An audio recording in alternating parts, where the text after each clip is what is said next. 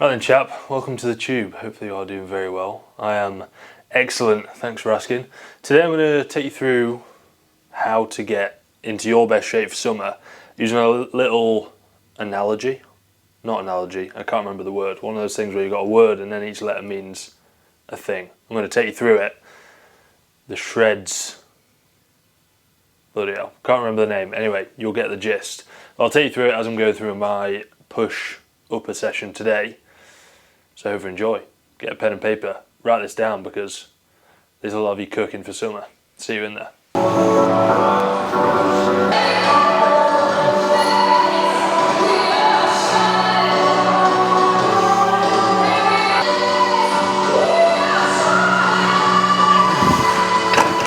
You see, the thing with dieting is, on the surface it's actually quite simple, but you need the structure.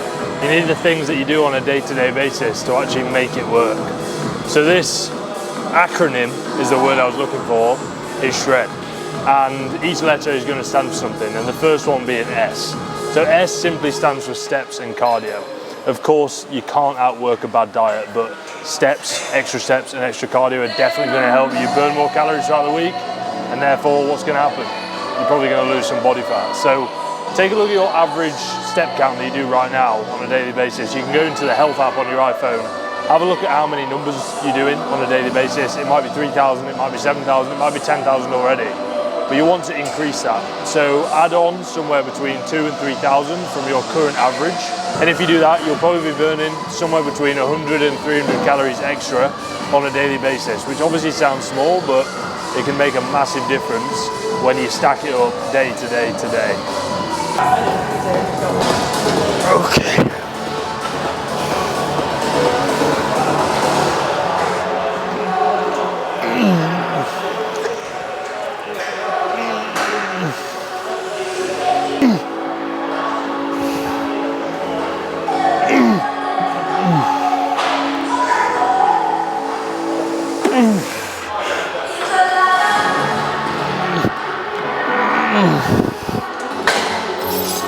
And then the next major thing that's going to impact the quality of your diet is actually going to be protein.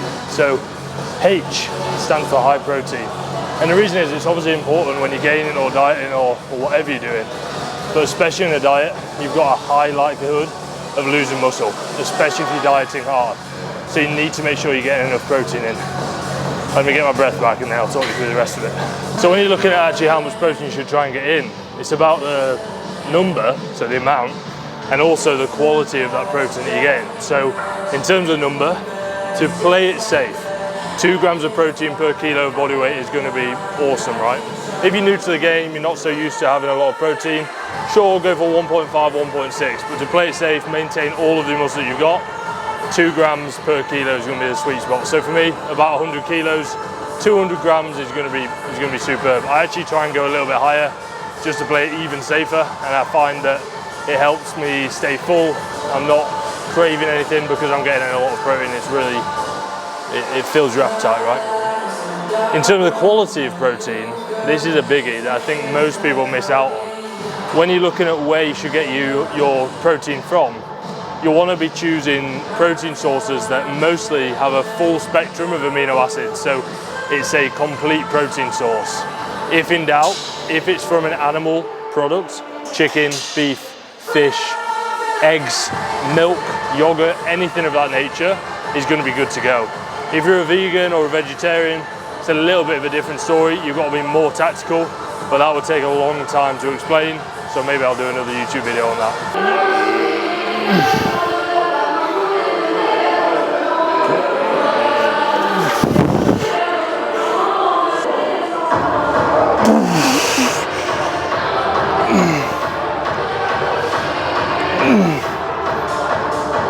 So the whole purpose of a diet, especially if you are dieting for aesthetic purposes, you want it to look good for summer. It's not just to lose as much weight as possible, it's to reveal the muscle that you've actually got underneath. So R stands for resistance training. You can't be fannying about doing this, oh, I'm trying to tone my muscle now, so I'm going to start doing lower weight, higher reps, and just squeezing and feeling.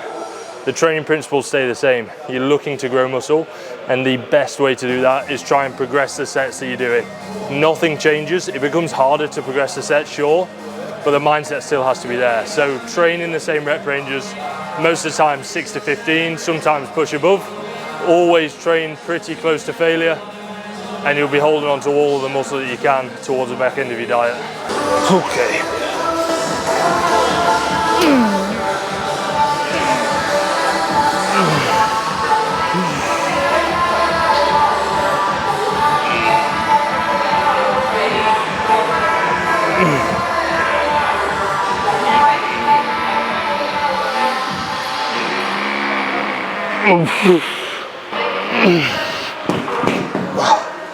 So that is the next point.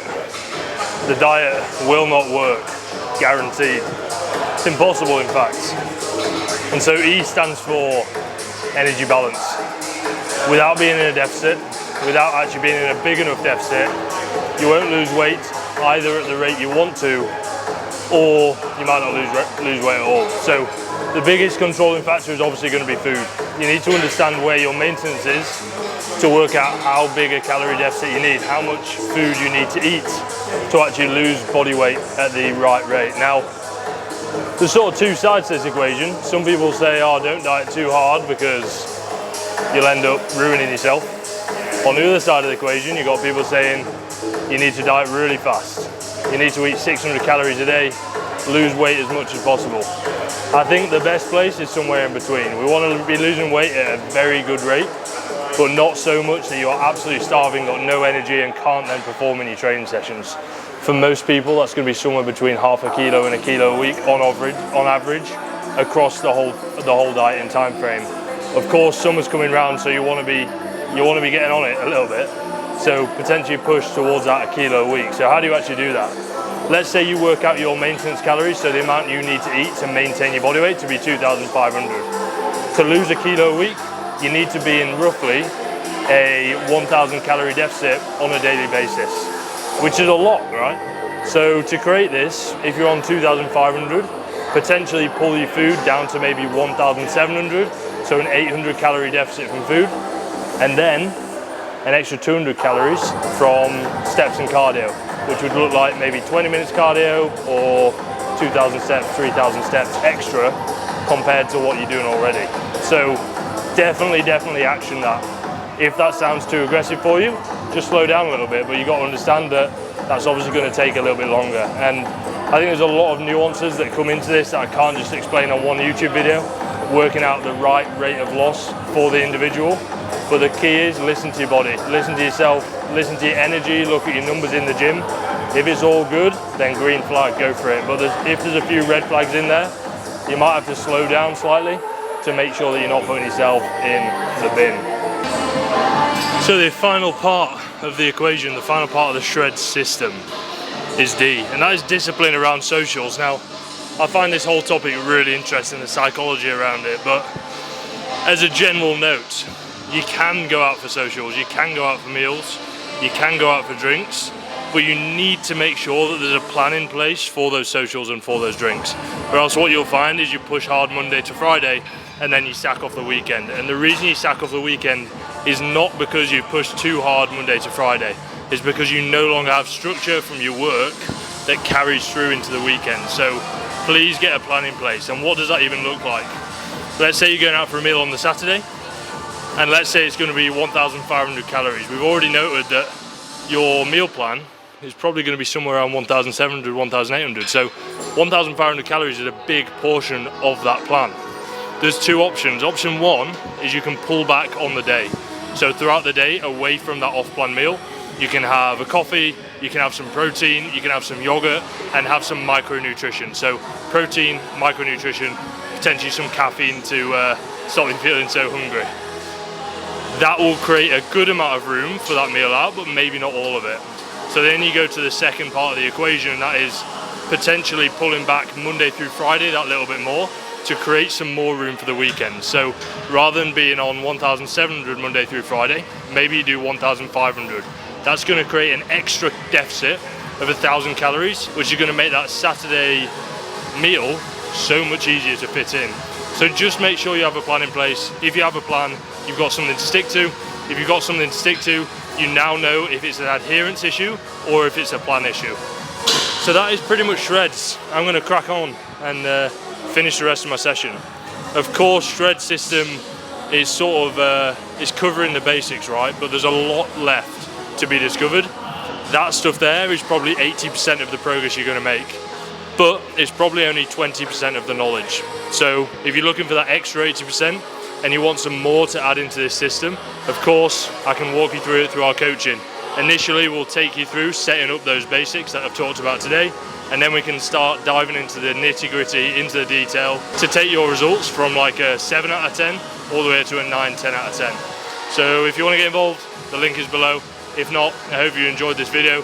YouTube is going to recommend another awesome video. It's really clever like that. So click here or wherever the box is, and hopefully you enjoy that one too.